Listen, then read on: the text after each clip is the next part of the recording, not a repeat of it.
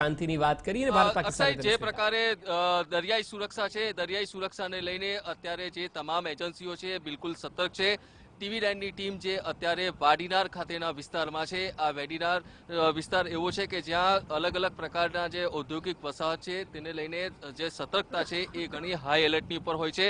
આ જે દરિયો છે એ દરિયાથી અમુક નોટિકલ માઇલ પર પાકિસ્તાન લાગી જતું હોય છે અને એના કારણે પણ જે સુરક્ષા એજન્સીઓ છે તેની જવાબદારી ઘણી બધી વધી જતી હોય છે. રાઉન્ડ ધ ક્લોક જેને કહી શકાય પેટ્રોલિંગ, એ પેટ્રોલિંગ લગાતાર કરવામાં આવી રહ્યું છે. અત્યારે જે બોટ છે એ બોટ આપ જોઈ શકો છો કે હથિયારોથી લેસ છે અને આ જ પ્રકારનું જે પેટ્રોલિંગ છે એ લગાતાર સ્થાનિક police, coastal police, marine police, જે સ્પેશિયલ ઓપરેશન ગ્રુપ છે તેની ટીમની સાથે ચાલી રહ્યું છે.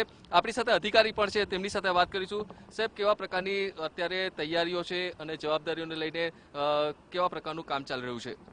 હાજી, હાઈલાઇટ અત્યારે હાઈલાઇટ હોય તેથી વાડીનારથી પાકિસ્તાનની IMBL 110 નોટિકલ માઇલ હોય, જેથી વાડીનારમાં SBM આવેલા હોય. SBM બહુ જ અગત્યના હોય અને oil refinery Bharat, Oman, IOC આવેલ હોય, જેથી SBM ઉપર round the clock coast guard, marine ને SRની પ્રાઇવેટ સિક્યુરિટીથી પેટ્રોલિંગ રાઉન્ડ ધ ક્લોક કરવામાં આવતું હોય અને દિવસ રાત જરૂરી ઇનપુટ આવતો હોય, કાર્યવાહી કરેલ હોય અને રાઉન્ડ ધી ક્લોક રાતના દિવસ પેટ્રોલિંગ રાખેલ છે. સિક્યુરિટીની દ્રષ્ટિએ અગર જોવા જઈએ તો આ જે વિસ્તાર છે, આ વિસ્તાર કેટલો મોટો છે અને કેવી રીતના એની પર ખાસ ધ્યાન આપવું પડતું હોય છે? વાડીનાર દરિયાઈ કાંઠો 32 કિલોમીટરનો આવેલો છે, જેમાં SBM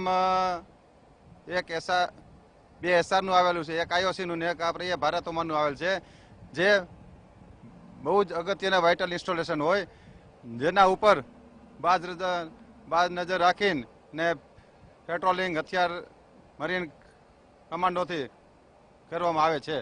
તો આ પ્રકારે જે સતર્કતા છે એ સતર્કતાને માટે જે એજન્સીઓ છે એ એજન્સીઓ બિલકુલ પોતાનું જે 24 કલાકનું રાઉન્ડ ધ ક્લોક પેટ્રોલિંગ છે તે કરી રહ્યું છે.